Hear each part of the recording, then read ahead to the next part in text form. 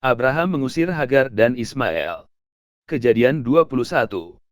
Bertambah besarlah anak itu dan ia disapi, lalu Abraham mengadakan perjamuan besar pada hari Ishak disapi itu. Pada waktu itu Sarah melihat bahwa anak yang dilahirkan Hagar, perempuan Mesir itu bagi Abraham, sedang main dengan Ishak, anaknya sendiri.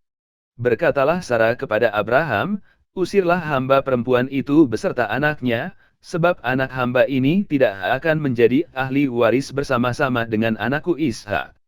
Hal ini sangat menyebalkan Abraham oleh karena anaknya itu. Tetapi Allah berfirman kepada Abraham, janganlah sebal hatimu karena hal anak dan budakmu itu, dalam segala yang dikatakan Sarah kepadamu, haruslah engkau mendengarkannya, sebab yang akan disebut keturunanmu ialah yang berasal dari Ishak. Tetapi keturunan dari hambamu itu juga akan kubuat menjadi suatu bangsa, karena ia pun anakmu. Keesokan harinya pagi-pagi Abraham mengambil roti serta sekirbat air dan memberikannya kepada Hagar. Ia meletakkan itu beserta anaknya di atas bahu Hagar, kemudian disuruhnyalah perempuan itu pergi. Maka pergilah Hagar dan mengembara di padang gurun Bersyeba. Ketika air yang dikirbat itu habis, dibuangnyalah anak itu ke bawah semak-semak. Dan ia duduk agak jauh, kira-kira sepemanah jauhnya, sebab katanya, tidak tahan aku melihat anak itu mati.